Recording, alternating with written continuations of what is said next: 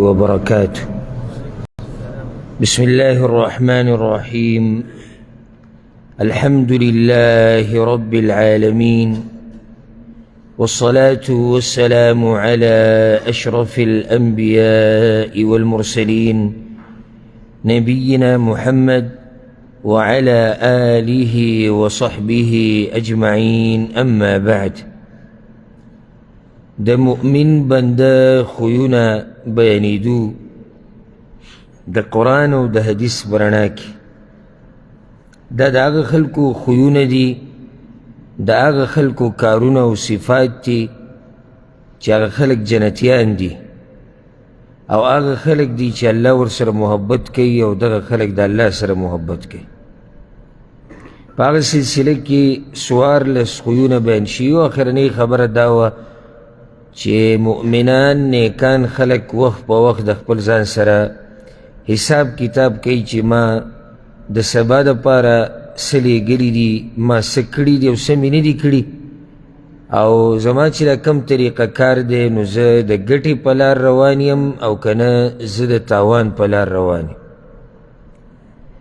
پنځلسم صفت د مؤمنانو د نیکانو خلکو هغه دا دی چې د هغوی د قرآن کریم سره تعلقي او د قرآن کریم تلاوت ډیر کوي. قرآن کریم د الله کلام دی، حقیقی کلام دی د الله. جبریل علیه السلام د الله نه اورېدلی دی، بیا هغه رسول صلی الله علیه وسلم له راوړی دی. اوس دا د نه منلو خبره ده چې د یو مؤمن دی د الله سره محبت وي او د هغه د خبرو سره د هغه محبت نه وي، دا نشي کېدی. او بله دا چې د چا سره د څومره محبت وي نو دومره د هغه خبرې په تا باندې خوږې لګي.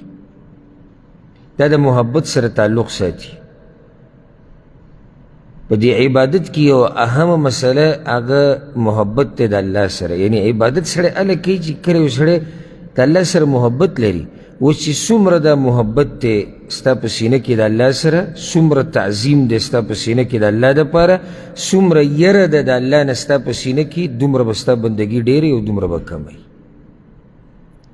یو سړی چې ته ویني چې دی سحر ماښام قرآن کریم د ده په لاس کې وخت په وخت دی قرآن رالی او تلاوت کوي، پوه شي چې دې سړي د الله سره محبت ډېر دی. دا بغیر د محبت نه نشي کېدی. او یو سړی اوري ډېر، یو تلاوت کوي بل اوري ډېر، په مخه تلاوت لګولی، ګاډي کې، موبایل کې، کمره کې، دی په الله ډېر مین دی. هغه بل طرف ته چې دی کې کمزوری دی، نه تلاوت کوي نه اوري، نو دا ته څوک هم نشي ویلی چې دې دواړو محبت د الله سره یو شان دی. تاسو یې منئ؟ زه خو یې نه منم، زه خو یې نه منم. اوس که دیو چې زړه کې محبت ډېر دی نو هو د زړه محبت راښکاره کېږي که نه؟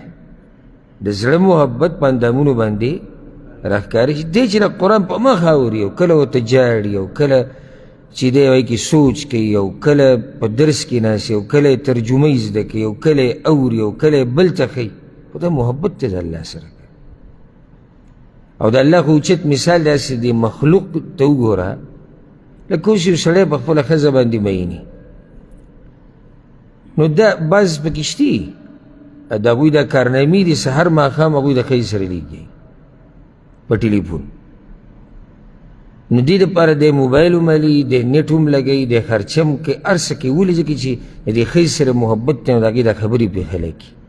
کله د بچو سره به ګنټو ګنټو لګیایي، کله د ورور سره لګیایي، کله د دوست سره لګیایي، او نه تنګېږي دا خبرونه. حالانکې سړی تنګ شي. زه خو کله ناکله د بعضو کسانو ته یم تاسو وایئ څه آخر ضرورت خبرې سړی وکړي، نو سهار نه ماښام پورې آخر دا کومې خبرې تاسو کوئ؟ او بس نو بعض پکې بیا پالتو خبرو ته، لکه مثال کې جو دا کپړې څنګه کوو، جو بس ګوله دې څنګه پوخ کوو، لکه نور څه نشتي، خو ده باندې دا خبرې دومره خوږې لګي چې اوس پالتو خبرې شروع کړي. ولې ځکه چې د انسان ورته مخامخ چې کوم دی دا ورته خوږ دی.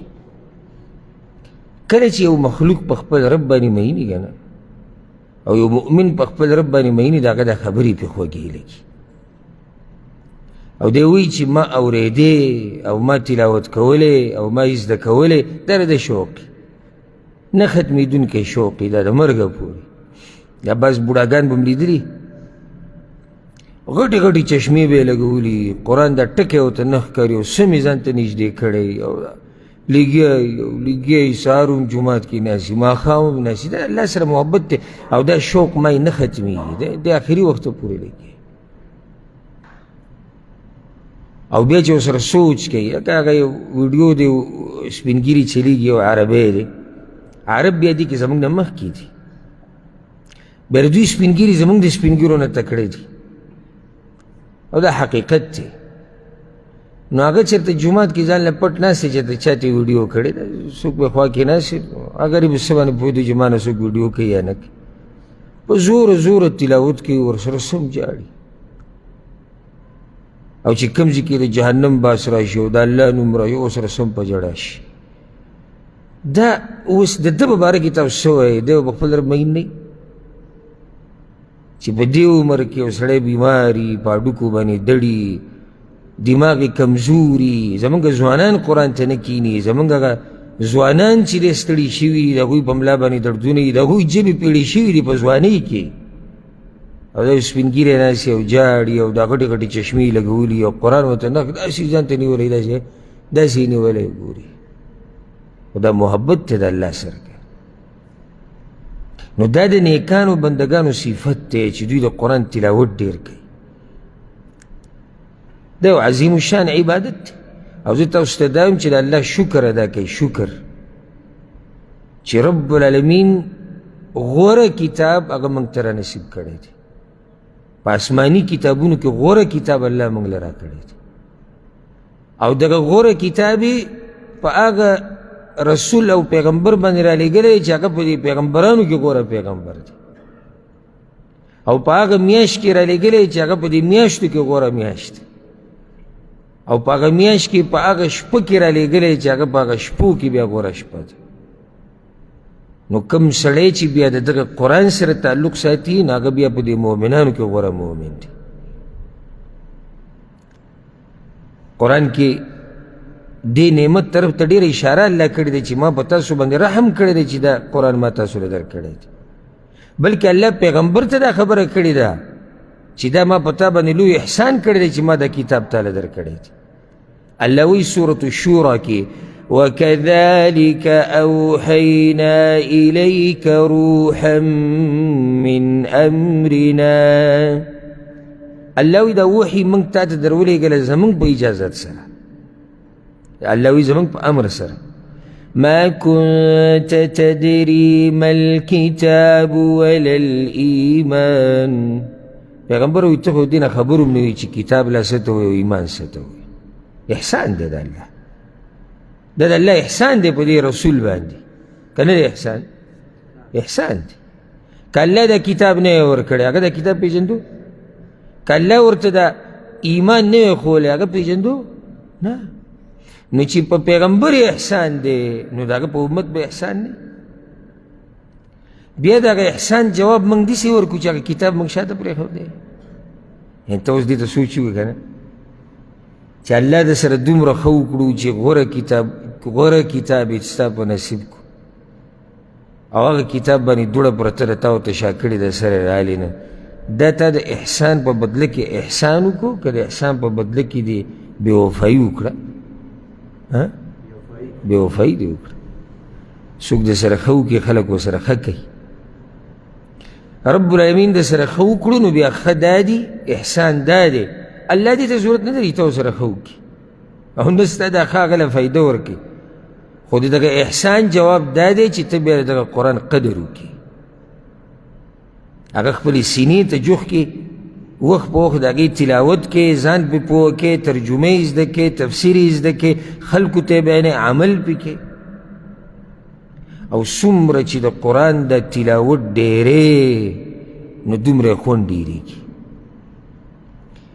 دا دلیل دی په دې باندې چې دا د الله کتاب دی یقیني که چېرته دا د مخلوق خبرې وی نو یو پیرې سړی واوري دوه پیرې واوري درې پیرې واوري بیا سړی ستړی شي مړه وي څه یو قصه دې په مخه راګستې او دا قرآن چې څومره اوري خوند کوي او څومره تفسیر وي. دا اوس ګوره الحمدلله تیر شوي 100 کاله مسلسل موږ تفسیر بړو، خو که چېرته الله زموږ په دې روژه کې نصیب وکړو بیا د تفسیر شروع کړو نو داسې به ښکاري لکه موږ چې بیا د اول سر نه ناست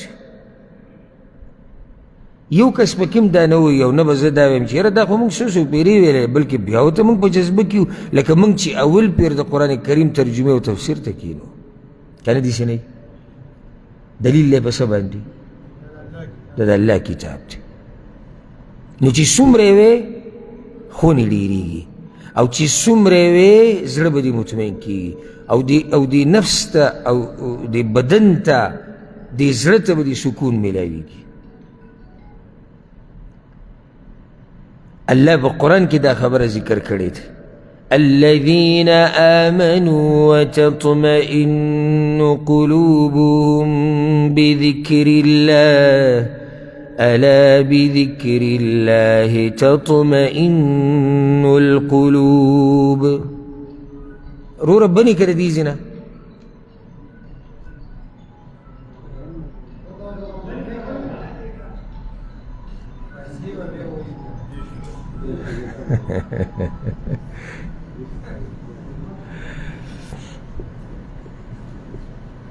ها ما غایت وي د الله د کار. وګورو دا فتنه ده موږ چې تاسو ته وایو چې دا موبایل دا دنیا دا مال فتنه داسې چې تا غافله کوي د الله نه د الله د دین نه. نو هغه جوماتونه هم د فتنو نه بچ نه شو. یعنې مخکې به داسې چې سړی به جومات ته به رامنډې کړي چې زه د فتنو نه څه شم بچ شم. جومات کې دننه مو سړی چې دی نو د فتنې نه بچ نه شي او دا ګورو کافر شی دی ګوره. حالانکې یعنې ما ته چې څومره ټلیفونونه راځي او میسیج یې که زه تاسو ته عادات ویم که ستاسو په یقین هم نه، خو زه چېرته هم جومات ته او درس له موبایل نه راوړم ځکه چې دا موبایل زما د رب د کلام نه زورور نه دی. نه دا کم خلک چې ما ته ټلیفون کوي دا ما ته د الله نه قدرمند دي نه. وروسته به بیا ګورو او ده ته به پته چې د میاشت کې ټلیفون یو راځي او هغه موبایل به بندوي نه او نه چې دی سایلنټ کوي وایي څه پته لري که ټلیفون نه شي که راغی وروسته به ورسره ګورو که نه بیا د ټلیفون وکړه. نو الله دې زموږ په حال باندې رحم وکړي چې بټن له سړی لاس نه جوړ بټن له لاس وړه بنې که او که ډېر ضروري ټلیفون یې سایلنټ یې که بیا به ورسره وروسته ګورو که نه. خبره یې زموږ نه کم ځای نه کم ځای ته یوړه. ها ما دا خبره کوله چې څومره ته د قرآن تلاوت کې نو دومره خوند زیاتېږي او دې نفس ته سکون میلاویږي. او دا خبر الله قرآن کې کړې ده الذين آمنوا وتطمئن قلوبهم بذكر الله. مؤمنان زړونه مطمئن کېږي د الله په یادولو سره. ألا بذكر الله تطمئن القلوب. خبردار الله وی په ذکر د الله سره زړونه مطمئن کېږي. نو اوس د الله د کلام د الله د کلام ویل د الله ذکر نه دی، الله یادول دی که نه. په دې سره به دې زړه ته سکون میلاویږي. او دا نه دی خبر ورب الکعبه دا سندر والا دا نشو تماشو والا دا فحاشي والا دا لوب والا دوی دا سکون او د دې د خوند چې تسکلی نه دی. ورب الکعبه چې دا قرآن کله موږ روالو او تلاوت یې کوو که نو سکون که سکون زموږ دې بدن ته میلاو شي زموږ دې زړه ته میلاو شي. او یو لیږې قمقل په سندرو کې لټوي سکون او په چرسو او په هیروینو کې سکون لټوي او یا په والعیاذ بالله په فحاشي او په زنا کې لټوي یا په فحاشي کتلو کې دې سکون لټوي. دا کې سکون نه او نه په پیسو کې سکون. سکون او راحت هغه د الله په ذکر او د الله ذکر کې غټ ذکر هغه څه دی؟ قرآن تلاوت الله یادول دی که.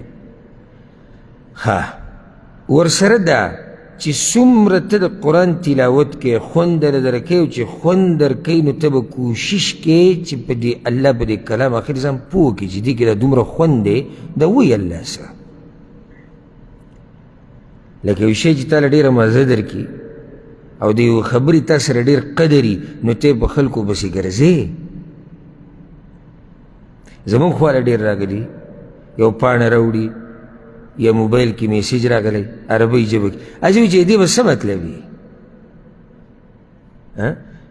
تا ته اوس مثال کې ستا یو دروند قدرمن ملګری تا ته خط راولیږي په انګلیش کې په عربۍ کې په فارسۍ کې نو ته به په ترجمه پسې نه ګرځې.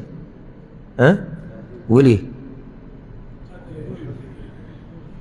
قدر دی در سره دغه ملګري او د هغه د دې میسیج چېرته دا قرآن دې ګرځولی به ترجمه پسې چېرې دا کوم د الله طرف د میسیج راغلي که دا کوم رسالې دي دا کوم پیغامات دي. چېرته یو ورځ تا دا قرآن راغستی دی چا پسې دې وړی دی چې یاره ما په دې پوه که زما د رب څه وایي. چېرته یو ورځ دې عالم ته زنګونان مات کړي دي چې شیخ صاحب ما پوه که د الله په دې کلام دا خو ډېرې خوږې خبرې دي چې آخر دې کې الله ما ته څه ویلي دي دا خو یې رالیږلی ما ته دی دا خو دې زما دپاره. نو بیا به ته کوشش کې په دې باندې د ځان د پوه کولو او چې کله دې پې ځان پوه کول شروع کړو دا دله زه لیکل در کو یعنی ته به د دې دنیا نه وځې یو بل عالم ته به لاړ شي د ایمان به دې دومره زیات شي دومره به په تا کې تقوا راشي ترقي به راشي ستا په ایمان کې. او د قرآن الله رالیږلی دقې دپاره دی چې دې کې سوچ او فکر وشي صرف تلاوتونو دپاره د الله نه یې رالیږلی. ځکه الله قرآن کې وایي کتاب انزلناه الیک مبارک لیدبروا آیاته وليتذكر أولو الألباب. الله دا برکتی کتاب دا برکت نه ډک ما درلیږلی دی چې دا خلک پکې سوچ وکړي. موږ په دې برکت ټکي باندې ډېر مهین یو زموږ دا بر صغیر دا خلک نه دي دا دې برکت باندې څه کله د مولیانو باندې لاس راکاږي برکت تېلي کله په کاڼو لاس راکاږي کله په قبر لاس راکاږي کله خاورې سټي کله کاڼي سټي کله سکې کله سکې ټول د څه لپاره برکت باندې سخت مهین دي.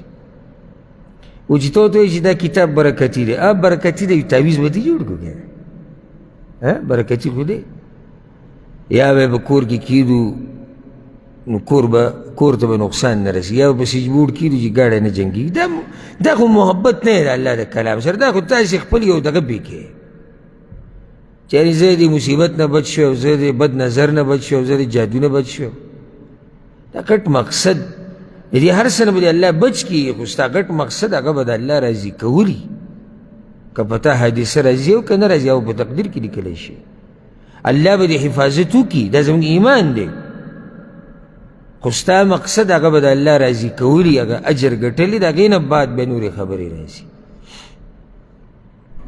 نو دا برکتي کتاب د څه دپاره دی چې خلک پکې سوچ وکړي فکر وکړي دا صرف د تلاوتونو دپاره نه دی او نه صرف د ښکلولو دپاره دی بیا زموږ دا خلک په دې کې ډېر تکړه دي چې صرف څه کوي ښکلی یې که چېرته حرم کې څوک ویني عربۍ ډډی لګولي قرآن وایي یا قرآن مثال کې به قالین یې او تصویر به ترې وباسي هغه به په نېټ چلېږي وابیانو ته وګوره که به دې سره یې کار دی. قرآن که چېرته المارۍ کې کوږ پروت وي دا نیک دا ښکلې خبرې دي دا د ادب او د احترام دي زه دې خلاف نه یم خو د دې نه مخکې یو غټه خبره ده هغه څه ده ځان پوه کول په دې قرآن باندې په دې خو ځان هم پوه کړه صرف په ښکلی او کله به په تندي لګې او دې له به چې دی ښکلې ټپایي جوړی او دې له به ښکلی چې دی غلاف جوړی بس دغه کارونه به کې بعض چې کله کور نه وځي ښکلې کوي چې را ننوځي بیا ښکلې کوي دې له یې دی بس مخکې څه نشتي د دې نه غټه خبره هغه دا چې ته په دې ځان پوهه کړې او خلکو ته ورسې او ته پې عمل وکړې او نورو ته هم وایي چې عمل پې وکړه. دې لپاره الله دا قرآن رالیږلی. او کم سړی چې د قرآن تلاوت نه کوي او یې کوي کله نا کله یې کوي نو دی د تلاوت نه خوند نشي اخیستی. ولې نشي اخیستی خوند؟ نه دی په مخه نه کوي، دی سره عادت نه دی. بله غټه وجه چې دی ته خوند نشي اخیستی ځکه چې دی پکې سوچ او فکر نه دی پوهېږي نه. لکه یو سړی دی اخبار راولي ووایي او پاڼې اړې کیسه ختمه شو. قرآن داسې نه دی ته اخبار وایي، قرآن دا د الله کلام دی. دا به په ژبه م وایي نو دا به په زړه م وایي. چې د بهر نه یو سړی راننوځي جومات ته او ستا کمرې ته او پوهه شي چې او دا سړی یقینا د قرآن تلاوت ته ناست دی. د بدن نه پته لګي، اندامونو نه پته لګي، د سترګو نه پته لګي، سترګو نه اوښکې روانې شي، ستا په بدن باندې غونې زیږ شي. ځکه الله په قرآن کې څه وایي؟ الله نزل احسن الحدیث، الله ښایسته خبرې رالیږلي دي. څه وایي؟ تقشعر منه جلود الذين يخشون ربهم. کم خلق چې د الله نه یریږي کله چې د الله دا کلام وایي نو په بدن باندې غونې زیږ شي، ویښته ودرېږي. دا کله په بدن باندې غونې زیږ شي؟ چې کله د عذاب آیتونه راشي، د یرې خبرې راشي نو د ده په بدن باندې غونې زیږ شي. ثم تلين جلودهم وقلوبهم إلى ذكر الله. نو کله پې نرمي راشي، زړه هم نرم شي، دا سرمنې هم نرمه شي. دا کله چې کله د رحمت خبرې پکې راشي. اوس تاسو نه زه دا سوال کوم او ځان له جواب ورکړې چې کم سړی د بعضو آیتونو سره پې غونې زیږ شي او د بعضو آیتونو سره زړه نرم شي، د دې سړي باره کې هم څه خیال دی؟ څه وایي د باره کې؟ دی پوهېږي، دی پوهېږي په قرآن باندې. یوه دویمه دله دې قرآن ویلو خون ورکړی دی. دا واضحه خبره ده. بغیر د پوهېدو نه، بغیر د خون نه دا کیفیت په تا راتلی نه شي کوم چې الله د مؤمنانو ذکر کړی دی. الله وی وَإِذَا تُلِيَتْ عَلَيْهِمْ آيَاتُهُ. د مؤمنانو په مخ کې چې کله د الله د کلام تلاوت کیږي که نه، زادتهم ایمانا، د دوی ایمانونه ډېر شي دې سره. په دې کلام کې داسې خوند پروت دی. دا خوند تا ته د مخلوق په یو خبره کې نشي میلاویدی. پاتې لا د ډم په خبرو کې او د فلمونو والا په خبرو کې او د فحاش او فسق او فجور والا په خبرو کې دا خوند، یعنی دا خوند صرف د الله په کلام کې دی. کله نا کله سړی مانځي کې ولاړي، په دې تاسو محسوسه کړې او که نه؟ دا چې کله سړی دی کیلو ته لاړ شي که نه، دلته دی کیلو ته او چا په کیلو کې کار کړی یا ورغلی هلته ته پته وي، دلته دی کیلو کې اکثر دا بدوان چې دا اماماني دوی ډېر ساده تلاوت کوي او اکثر دا بوډاګان تلاوت کوي. نو د ده په دې تلاوت کې دومره خوند پروت دی، دا نه چې اواز یې خوږ دی خو ساده لګیا دی، خو په دې تلاوت کې خو نه سړی وي چې زه پسې ولاړم. دا د الله کلام دی. دا که په خوږ اواز کې دی، دا که ساده اواز کې دی، خو په دې کې خوند پروت دی. صحیح ده چې څومره ته اواز دې خوږ وي، څومره مزېدار وي، دومره خوند ډېرېږي، خو دا کیدی نه شي چې دې کې دې خوند نه وي. دې کې همیشه خوند پروت دی. نو ځکه د دې سره د مؤمنانو د تلاوت سره ایمان ډېرېږي. دا د قرآن کریم د تلاوت په فضایلو کې یو فضیلت دا دی چې ته څومره وایې نو دومره به د ایمان ډېرېږي. ګناهونه به لري، ګناهونه به لري. ځکه دا ته زه نصیحت کوم روزانه تلاوت وایې د ایمان به هم برابري. روزانه تلاوت کوئ د ایمان به هم ډېرېږي. او چې څومره د قرآن نه لرې کېږي دومره د ایمان کمزوری کېږي. او څومره چې قرآن سره تړلی شوی دومره به د ایمان برابري. او بیا پسې د رسول صلی الله علیه وسلم حدیثونه، ایمانی مجلسونه، د علماو سره ناسته، دې سره ایمان ډېرېږي. د سړي د ایمان داسې شي که لکه سم ټوپونه وایي داسې. زموږ خپله دا تجربه ده. والله چې کومه ورځ د کتاب نه لرې شو یا د درس نه یا ډېر وخته پورې د دیندارو ملګرو سره د علماو مجلس ته ورنه شو، په خپله راته محسوسېږي چې ایمان هغه شان نه دی څنګه چې مخکې کمزوری شو ایمان. نو څومره چې تلاوت کې ایمان به دې ډېرېږي. رب العالمین قرآن کریم کی دا خبر کړي د سورت بنی اسرائیل کې، اقیم الصلاة لدلوک الشمس الى غسق اللیل. رب العالمین پیغمبر ته ویلي دی مونځ کوه. دې کې ټول مونځونه رالو دننه، یعنی نور د راختو نه مخکې، نور د ډوبېدو نه بعد، ماسپښین، مازدیګر، ماسخوتن. الله مخکې وایي وقرآن الفجر، او تلاوت د فجر، سحر د مانځه. داسې ونه چې سحر مونځ څه وي، تلاوت د سحر. وقرآن الفجر، او هغه قرت چې لوستلی کېږي د فجر په وخت کې، دا کوه، دې کې شریک کېږه. ولې خاص د دې ذکر؟ ان قرآن الفجر كان مشهودا. دا د فجر په وخت کې چې کوم قرآن لوستلی کېږي، دې د اورېدو دپاره ملایک د اسمانونو نه راکوزېږي. چې ملایک یې د اورېدو دپاره راکوزېږي او ما ته یې نه اورو.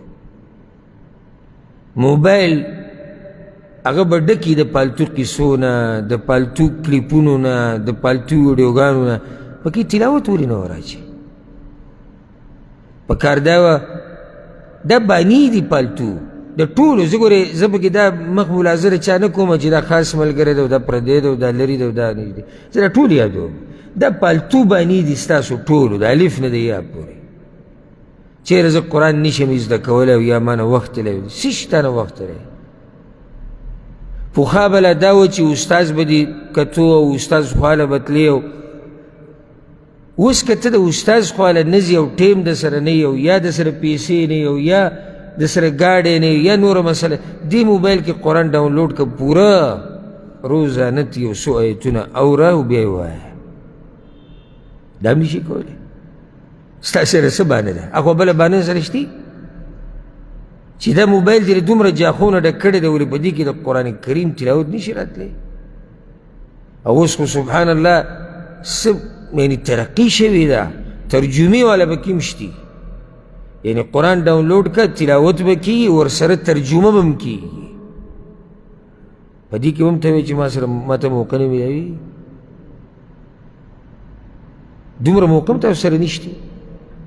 نیمه ګنټه د الله کتاب له روزانه ورکول دا هم ګرانه شوه.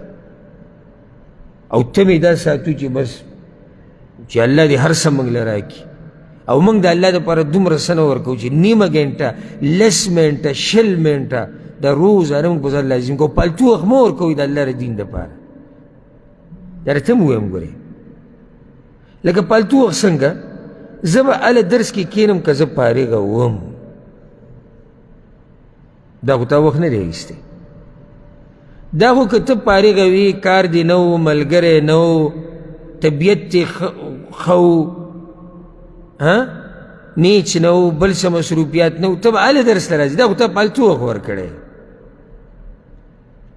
وخت څه وخت دی چې دا وخت د دې کار شو، او که بل څه کار را پېښېدو نو هغه به لرې کوو، خو دا به کوو که نه؟ دې ته وخت ورکول ویږي. ان دا کار به زه کوم، ښه که بل څه رالو، هر څه چې رالو هغه به وروستو کېږي، خو دا وخت د دې دپاره دی. په دې ټیم کې زه نور څه نه منم. دې ته وخت ورکول. فالتو وخت موږ راوالو. که چېرته بالفرض موقع برابر شوه، یو راوابلو د الله کتاب او کې به نو درس ته که موقع برابر شو، موقع نه بیا پسې نه شو اخوا. زه دا نه یم زه یم وخت ورکړه د الله دین له قیمتي وخت ورکړه چې دا د دې نه زه نه اخوا کېږم نه ترې وروستو کېږي، الا که چې د غټ عذر راغی سړی بیمار شو سخت بله غټه حادثه راله جدا خبره، خو نور په دې اخوا دې خوا قصو باندې زه دا وخت نه ګډوډ کوم. داسې وخت ورکړې قرآن له. خبره ما دا کوله چې تلاوت اورېدو له ملایک را کوزېږي د اسمان نه او ته یې په دنیا کې نه اورې. په دې موبایلو کې واچوئ، په کور کې اوره، په دیره کې اوره، په ګاډي کې اوره. او مشکل په دینی طبقه کې دا پیدا شوی دی اکثرو کې، بعض نه یم اکثرو چې دینداره شي هغه به نظمونو او نعتونو پورې نښتی. نو دا میسیجې به کوي نشته رسره دا چې ګرم غونته کې نظم څه کوې الوځي ګرم غونته کې نظم. کله نه کله چې د سړی نظم واوري او نعت واوري چې قیمتي خبره به کله کله چې مزاج بدلولو دپاره څه خبره نه. او دقه غریبي په مخ اوري غریبي ته تلاوت ولې نه اوري؟ ته د یو شیخ او د یو عالم درس ولې نه اوري؟ ته یو بیان ولې نه اوري چې دغه نظمونه او نعتونو ته دې کار ولې؟ دا پکې دغه دیني طبقې پکې بعضو دا حال شي. نو موږ به د قرآن سره څه محبت پیدا شي؟ که په ګاډي کې سفر رواني د ملګرو نو دا بس ګړز ور واچوه نظم، که په کور کې ناست دي ګړز ور واچوه نظم. دا څه طریقه شو؟ نو بیا به تا ته ولې حرام دي؟ بیا هم به داسې غوسه کي ولې حرام دي؟ یو شی چې مباح شي او جایز شي هغه هم سړی په حدودو کې استعمالوي. موږ سره غوره کلام د الله شتي ولې نه اوري؟ موږ سره کلام د رسول الله صلی الله علیه وسلم شتي ولې نه اوري؟ موږ سره د علماو درسونه بیانونه شتي ولې نه اوري؟ کله کله پکې دا ولګي. نو دې چې کله دا نظم ځان ته ولګي په هوا شي او یا نعتونه ولګي هغې سره ځان له دې په هوا شي. ځکه اکثر بیا د دغه خلکو بریک هم نه لګي چې نظم کله ختم شي ټول کافر دي، یو پکې مسلمان نشته. هلته قیسې سر ته ختري که نه جذبه څه ته وخېږي سر ته. ایمانونه خلک ډېری په څه سره؟ په تلاوت اورېدو سره. رب العالمین د مؤمنانو صفت ذکر کړی دی سورت فاطر کې، او یا د هغه خلکو صفت یې ذکر کړی دی کومو چې داسې تجارت کړی دی چې په هغې کې تاوان نشته. دا درته نن تجارت ښیم ښه تجارت غواړئ که نه؟ وګورئ هغه تجارتونه موږ سره نه یا پیسو والا که تاسو اذان له ګورئ بهر. زه درته داسې تجارت ښیم چې په هغې کې تاوان نشته. د دنیا ګټه دې هم ده د آخرت ګټه دې هم ده او بیان کړی رب العالمین دی. دې کومو خلکو چې تجارت کړی دوی په دې تجارت کې څه دي واوره؟ إن الذين يتلون كتاب الله اولنی کار په دې تجارت کې څه دی؟ د الله د کتاب تلاوت کول. وأقاموا الصلاة د مانځه پابندي. وأنفقوا مما رزقناهم سرا وعلانية خرچه کول دا هغه څه نه څه چې الله درکړي په پټه او په ښکاره. څو کاره شو؟ درې. کم تلاوت، منځونه، خرچې د الله په لار کې. يرجون تجارة لن تبور. الله وی دا خلق امید دا هغه تجارت لري چې هغه تجارت کې تاوان نشته، هغه نه کمیږي نه ګډوډ کیږي. دا کامیاب تجارت دی چې یو سړی سحر ماښام د الله د کتاب تلاوت کوي. او سبحان الله دا کتاب ګورې الله آسان کړی دی، خو د هغه چا دپاره آسان کړی دی چې څوک کوشش د یادولو کوي او د زده کولو کوي. لکه ګورو دا ته زه خبره ذکر کړم، د دنیا د یو چا خبرې د مخلوق سړي ته داسې نه یادېږي لکه څنګه چې د خالق د الله د خبرې سړي ته ټولې یادېږي. لکه ته اوس دا قرآن راواله که نه د اعوذ بالله نه شروع که او د سورة الناس د آخري آیته پورې دا ټولې خبرې په سینه کې اچول دا ډېر ګران کار دی. او بیا ګوره عجمو یاد کړی چې د هغوی ژبه عربي نه ده. او بیا ګوره زموږ ماشومانانو یاد کړی او زموږ زنانو یاد کړی، خو چا دا کتاب یادول او زده کول اسان کړي دي، ځکه خو خلک یادوي که نه؟ د بل چا خبرې داسې یادېږي؟ نه یادېږي. دا د الله خبرې، ځکه الله وایي وَلَقَدْ يَسَّرْنَا الْقُرْآنَ لِلذِّكْرِ فَهَلْ مِن مُدَّكِرٍ. الله وایي ما دا قرآن د نصیحت اخیستو دپاره اسان کړی دی، خو څوک شته چې نصیحت ترې واخلي؟ خو اسان دی، الله اسان کړی، خو څوک شته چې ازدې کي، ویل ولي، ځان پې پوه کي، نصیحت ترې واخلي. او په دې الله تعالی اجر درکوي. ګورې د رب العالمین سره ستا ذره برابر عمل هغه نه ضایع کېږي. لکه زه درته یو حدیث ویم او که ته په دغه مؤمنانو کې خوشحاله به شي. دا حدیث صحیح بخاري او صحیح مسلم کې دی، د عایشه رضی الله عنها نه نقل دی. هغه وایي رسول الله صلی الله علیه وسلم دا خبره کړې ده الماهر بالقرآن مع السفرة الکرام البررة. په قرآن کې ماهر انسان، ماهر دی د عزتمندو اوچتو ملایکو سره ملګری دی. یعنې د دغه خبره جدا ده. د ماهر مقام څه دی؟ او ډېر اوچت دی. قرآن کې چې سړی ماهري نو د ده مقام ډېر اوچت دی، تلاوت وله ورځي، پوهېږي پې، یاد دی ورته، بیانوي، دا ماهر دی. والذي يقرأ القرآن، اوس به د ناس کسان او یا د اورېدونکي که به اکثر وایي چې هغو ته قصه د ماهرو خلکو ذکر کړه، نو زموږ به صحیح. واوره کم سړی چې قرآن لولي ویتتعتع فیه وهو علیه شاق، کم سړی چې قرآن لولي او د ده ژبه پکې نښلي او تلاوت ورته ګران په دې چې لا زده کړی نه، زده کوي. له اجران، دله الله 2 اجره ورکوي. اجر د تلاوت، اجر د تکلیف د تیرولو، تعالی الله په دې اجر درکوي. کم تجارت چې تر الله سره کوې په هغې کې تاوان نشته، هغه سره ګټه ده. ته چې دا قرآن راوالي او ستا ژبه نښلي او ته یو ټکی 2-3 پیرې ویې، لکه اوس دا یو سړی قرآن زده کوي، اکثر دا مشران یا کم وروڼه او خویندې چې قرآن تلاوت نه یې زده کړی وړوکوالي کې، نو هغوی چې دا ټکی وایي 2-3 پیرې وایي. وإذ قال ربك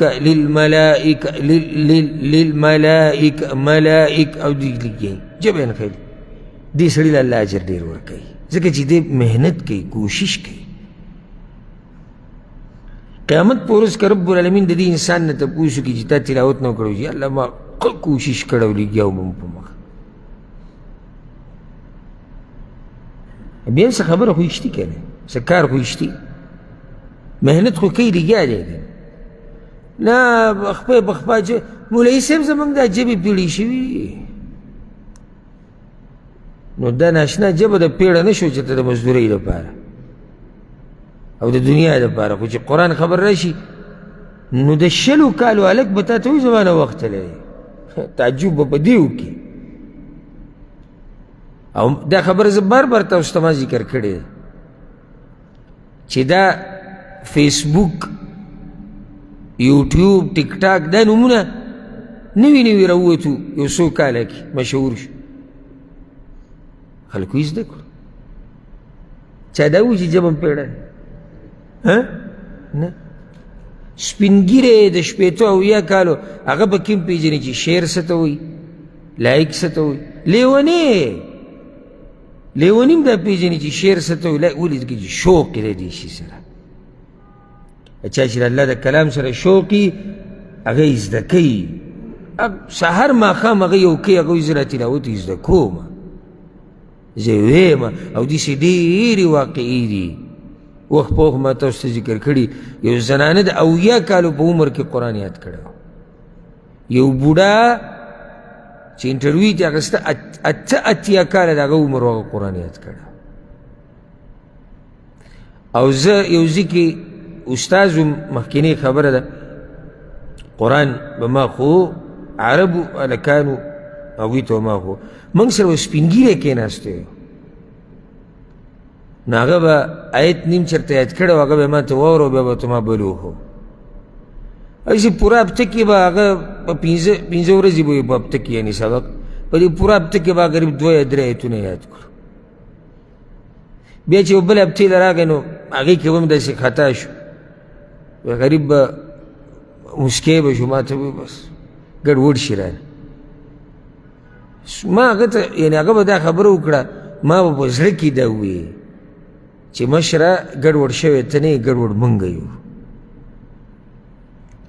ته ځان ته ګډوډ وې ته په دې عمر کې راځي مونږ سره کښېنې دې ته نه ګوري چې دلته خو ټول دا ماشومانان ناست دي مونږ خو پکې لا دې ته به پکې هم ګورو لکه دې ګیرې سره به زه شیخ صاحب ته سم چې ما ته پته نشته دا سم شیخ الاسلام دی دی دا هم چاته نشي ویلی چې لکه ماله نه راځي دین زده کولو لپاره عمر او دا کیسې نه او نه څوک دا وایي جبه مې پیړه شو ګوره دې اجر ته ګوره امام مسلم دا حدیث راوړی د عقبه بن عامر نه او دې فضیلت ته ګوره که د دې نه بعد هم تاسو له قرآن تلاوت نه کوئ او نه یې زده کوئ نو ماله بیا بله طریقه نه راځي عقبه رضی الله عنه خرج علينا رسول الله صلى الله عليه وسلم ونحن في الصفه رسول الله صلی الله علیه وسلم یو پیر د کور نه راووتو موږ په صفه کې ناستو صفه دا د مسجد نبوي په اخره کې یو ځای و چې دې کې دا غریبانان فقیران هغه صحابه کرام چې دین زده کولو دپاره راغلي او ځایونه نه و دغه جومات کې به اوسېدو وی رسول صلی الله علیه وسلم وی دې حدیث ته غوږ کېږدئ ایکم یحب ان یغدو کل یوم الى بطحان او الى العقیق فيأتي منه بناقتين كوماوين في غير إثم ولا قطع رحم پتاسو کی سوک دا خوخی چی روزانه بطحان علاقی تزی یا عقیق تا چی دا مدینه سر خواه کی او دا آغازین دی 2 اوخان راولی کوماوین دا قیمتی اوخان چی مزیداری قوبی پیل پاسا دا غٹ ساربه اوخان 2 راولی روزانه بغیر د څه ګناه نه ګناه به ورته نه رسي نه به پکې د خپلوانو سره څه مسله راځي خپلولي پرې کول به پکې هم نه صفا سوتره زه او 2 اوښان راوله دا د چا خوښه ده هو یا رسول الله كلنا نحب ذلك دا خو د هر سړي خوښه ده اوښان او بیا کوماوین او بیا بغیر د ګناه نه او بغیر د بلې څه جاخې نه دا څوک نه خوښوي نن سبا زمونږ په دې وخت کې چې کمزورې اوښلې کمزورې 4,000 5,000 دې خواوشا کې چې دغه چې نیسې عام غونته کې اوښلې او ګزاره حال نو چې بره ځي به خو داسې اوښان پکې دي چې هغه غریب سړی د هغې نوم نشي اخیستی بیا په هغه وخت کې اوښ کم قدر و او د اس دغه چې نورې سورلۍ خو نه وي یا رسول الله موږ ټولې خوښ واوره افلا يغدو احدكم الى المسجد فيعلم او فيقرأ آيتين من كتاب الله خير له من ناقتين نو که تاسو کې یو سړی د الله کور ته لاړ شي او 2 آیته یې زده کړي نو دا 2 آیته دغه 2 اوښانو نه غوره دي وثلاث خير له من 3 3 آیتونه 3 اوښانو نه غوره دي و4 خير له من 4 4 آیتونه 4 اوښانو نه غوره دي ومن اعدادهن من الابل او بیا داسې شماره وه زما کیسه یو حدیث کې دا راځي امام ترمذي راوړی عبدالله بن مسعود وی رسول الله صلی الله علیه وسلم دا خبره کړې ده من قرأ حرفا من کتاب الله چا چې د الله د کتاب یو حرف یو حرف فله به حسنه الله بوله نیکي ورکوي یوه والحسنة بعشر امثالها او یوه نیکي 10 چنده کیږي نو په یو حرف باندې څو نیکیانې دي 10 لا اقول الف لام میم حرف رسول صلی الله علیه وسلم وی دا الف لام میم یو حرف نه دی بل الف حرف ولام حرف وميم حرف. الف ځان له حرف ته، لام ځان له حرف ته، میم ځان له حرف ته. سونی کې نشو دېرش. الله اکبر. د قرآن شته لکه اوس ګوره سي یو سړی د قرآن کولو کو الف لام میم ذلك الكتاب لا ريب فيه هدى للمتقين. وشتکی شماری یو دوا درې څلور پنځه شپږ اووه اته نهه لس یولس دولس دیارلس څوارلس پنځلس شپاړس اوولس اتلس نولس شل یویشت دویشت دېرش څلېرش پنځه شپږ ویشت اتیش یو کم دېرش. څونه کېږي؟ 300. دا زما د خبره هغه چاته چا سره چې نیکیانو قدر وي. اوس که زه تاسو ته ووایم چې سهار نه کار دی د هغه شپې پورې او 200 ریاله به درکړي، ټول به منډې وایي. دلته تا ته دا صرف دو آیت الف لام میم آیت ته بیا للمتقین پورې بل آیت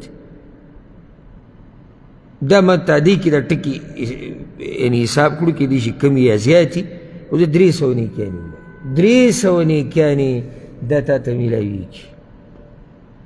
نو چې ته یو مخ وې یو مخ په زرګاو او بیا دوه په لکاو او روزانه نیمه سپاره وې یا سپاره وې نو څومره اجرونه دې وګټل.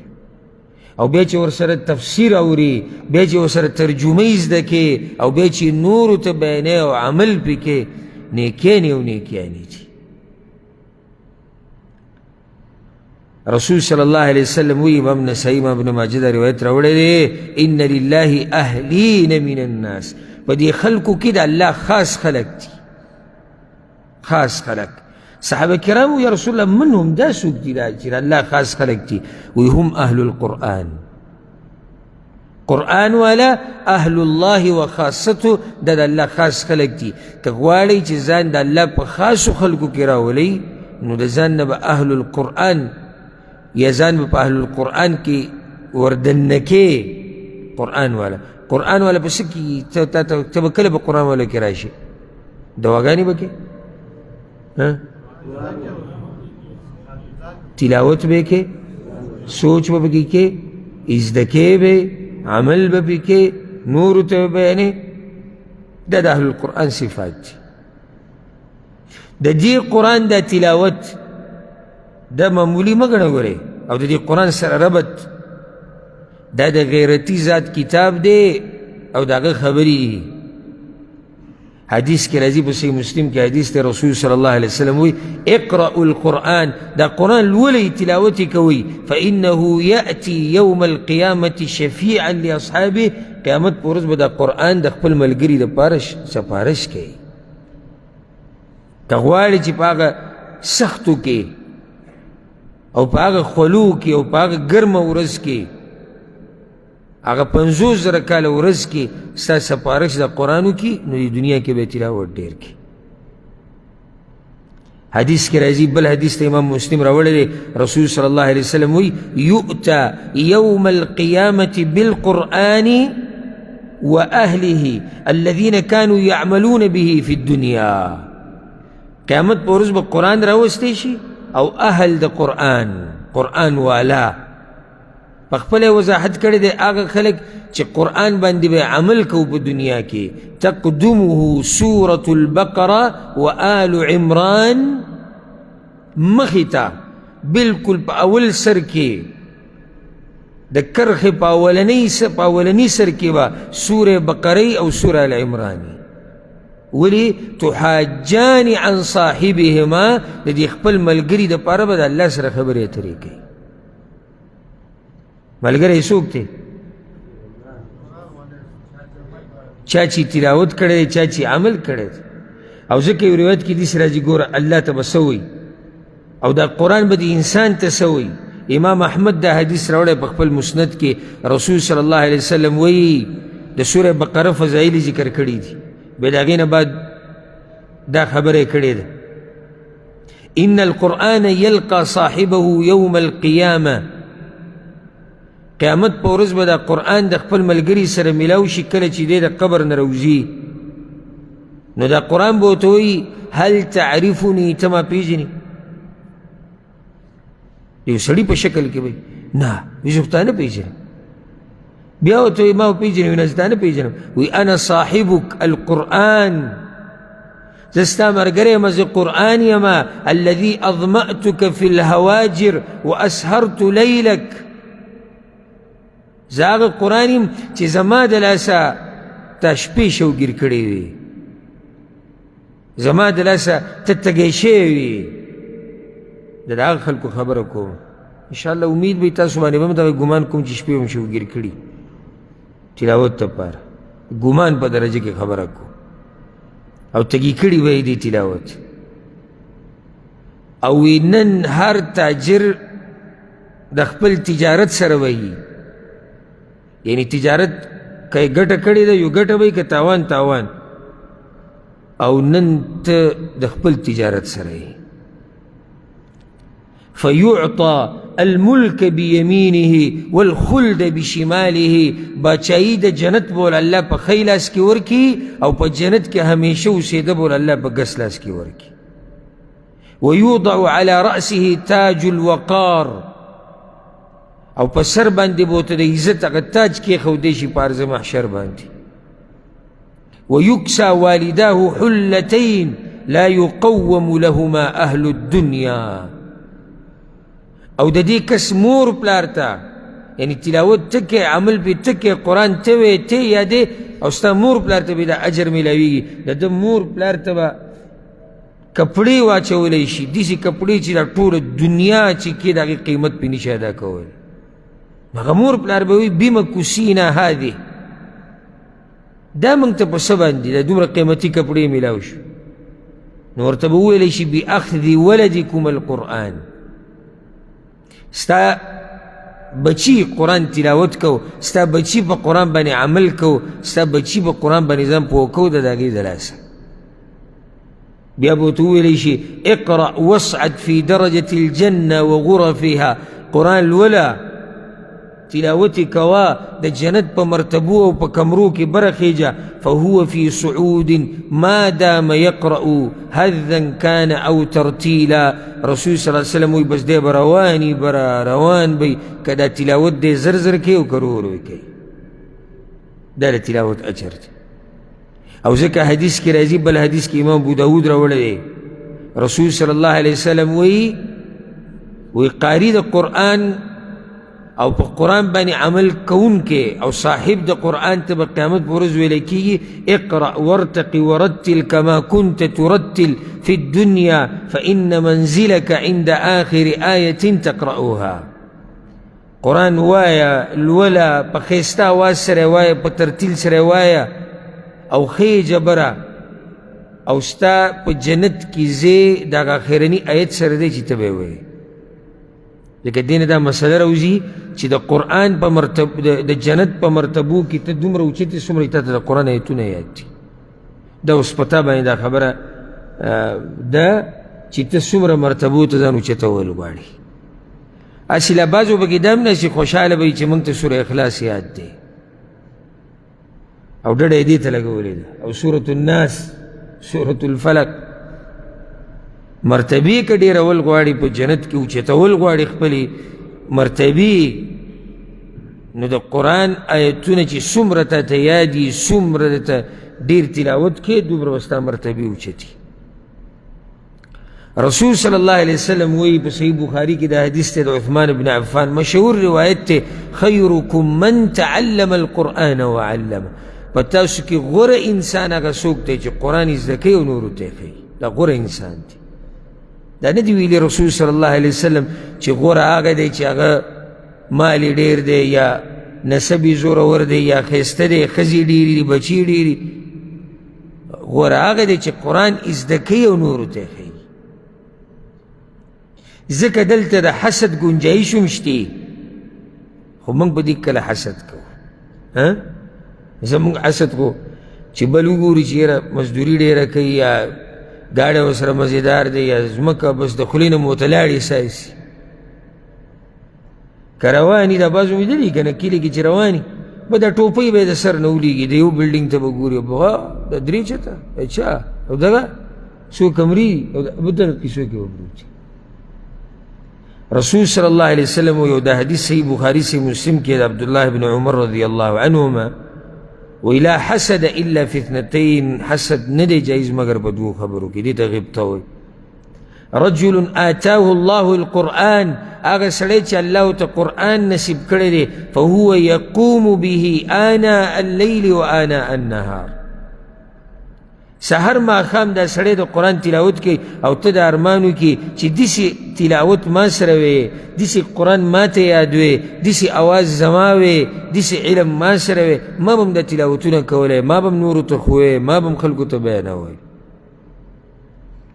و دا کله من کوو مونږ خو چې د دنیا کې د دنیا د قصو نه د مشونو او بیا به د هغې نه بعد دې مسلې له راشو، تر دې چې هغه مولیان پکې باز داسې دي، قاریان پکې باز داسې دي چې هغوی هم دې سوچ کې نه دي چې یاره د پلانې عالم تکړه دی یا د پلانې قاري تکړه دی او زه کوشش وکړم چې زم تکړه شم، زم مخکې لاړ شم. نه،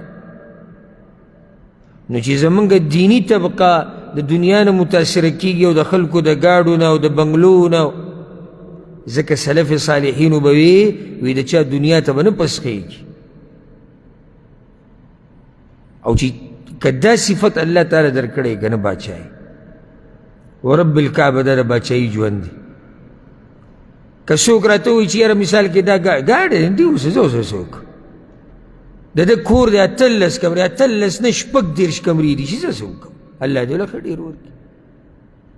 د ده تنخوا 10,000 ده 10,000 نه 20,000 دي چې الله دې له پکې ښه برکت واچي، زه خو نه پسخېږم ورته وایه داسې وایه وایه پسخېږم صرف دې ته چې هغه پلانې ډېر دینداره دی او زه په دیندارۍ کې کمزوری یم. هغه پلانې څه ناشنا علم ولا الله ورکړی دی، که داسې علم ما سره وی، ښایسته اواز یې دی، که داسې اواز زما وی، دعوت کوي تبلیغ کوي که داسې ما کولی، قرآن او حدیث باندې عمل کوي که داسې ما کولی، په دې کې پسخېږه. بل ته په دنیا ته پسخېده دا خو ذلت دی، د چا دنیا ته پسخېده دا ذلت دی. او آخرنۍ خبره ته دا وکړم د بیان په آخره کې د قرآن نه هجرت چېرته ونه کوي. ګورې بعضو کړی د هجرت والعیاذ بالله، او کله چې بعضو هجرت وکړو د الله د کتاب نه، رسول الله صلی الله علیه وسلم شکایت د هغوی وکړو په دربار د چا کې؟ په دربار د الله کې. وقال الرسول يا رب إن قوم اتخذوا هذا القرآن مهجورا.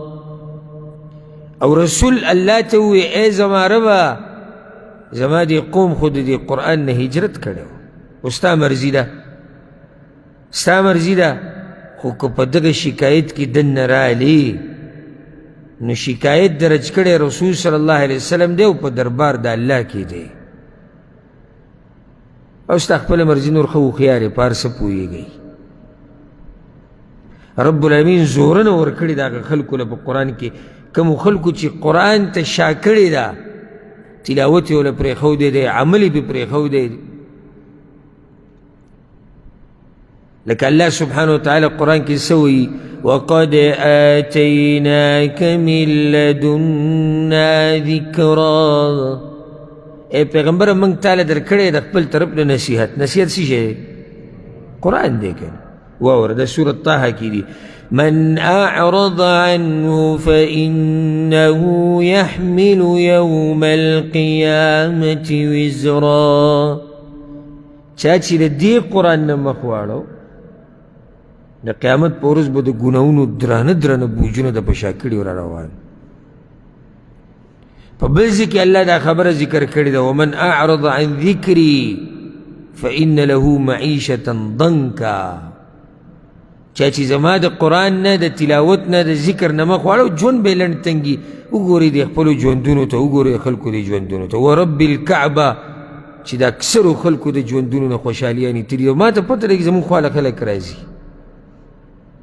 بیماریانې او غمونه او جړاګانې او یره وسوسې سوچونه وهمونه فکرونه بېچیني بې ارامي خوب صحیح نه کېږي دردونه تکلیفونه مصیبتونه غمونه. د دې یو غټه وجه هغه دا هم د ده نه تپوس کوئ ستا د قرآن سره څه طریقه ده. کې سهار کې تلاوت سهار کې خو زموږ یوه منډه وي. بیا د هغې نه بعد ته خو یو کار کوې تا ته خو بیا موږ دې چېړلی هم نه شو ځکه که بیا راته څه وایي بیا به خفه شي چې زه کار کې او ته راته وایي چې قرآن. بیا چې راشي نو بیا خو خبره واضحه ده، نو بیا څه دی بیا ستړی دی، خبره ټوله لاړه څه شوه ختمه شوه. څوک چې تلاوت کوي که نه او د چا چې د قرآن سره ربطي اکه مزدور دی که هغه تاجري که هغه ټیکهداري که هغه دیاړیماري که هغه شیخي که هغه عالمي که هغه ډاکټري که هغه انجینیر یې د قرآن تلاوتونه کوي. ما په خپله لیدلي دي خلک ډاکټران مې لیدلي دي پکې ته کمرې ته ورننوځي ټک ټک ډاکټر صاحب درشم چې وګوره قرآن ته راشي کېدي بیا ستا سره خبره شو. مزدور په خپله مزدورۍ کې ناسي. بعض به نن سبا خو په نیټ باندې هر څه درې دا بعض کسان په روډونو باندې ناسي سامان خرڅوي ګراک نه قرآن یې راغستی وایي. په روډ باندې نور ته ناسي قرآن یې راغستی وایي. نو موږ سره څه وزر دی؟ کم سے کم دی قرآن له کم سے کم یو لس منټه پوسط خو ورکوئ د ورځې زده کوئ یې استاد سره د عالم سره کښېنئ. زه ګوره په دې باندې ډېر سخت یعنې ګیلمن یم د دې ملګرو نه او د دې خلکو ځکه چې چا سره چې سړی نږدې اکثر هغوی سره دومره قدر نه وي. لکه زه یم چې زه خلکو په دې تنګ کړی او زه په دې تنګولو خوشحالېږم چې یاره موږ ته د قرآن وښایه د تلاوت وښایه د تفسیر او ترجمه وښایه. دلته ټول مولیان او شیخان او مفتیان ناست دي دوی ته یاد دي. او که راته اچانک وي چې ودرېږه ته را سوره فاتحه ووایه نو چې څومره بریکونه پکې ولګوي او څومره به دی ګډ وډ شي بیا به یې وي. خلک کوشش کوي چې ما په څه طریقه زده کړی ما په څه طریقه د قرآن باندې ځان پوه کړی. نو د مؤمنانو نیکانو بندګانو یو صفت څه دی؟ د قرآن کریم تلاوت ډېر کوي. څو صفات شو؟ 15 عمران صاحب. په غیب باندې مضبوط ایمان، په عمل کې اخلاص، ظاهر او باطنی پاکی، د مانځه خیال ساتي،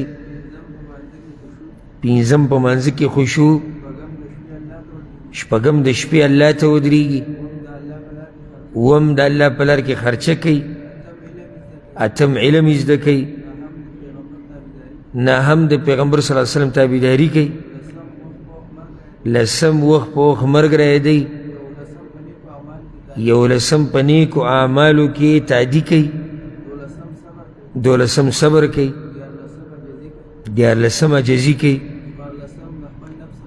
څوارلسم د خپل نفس سره وخت په وخت حساب کوي،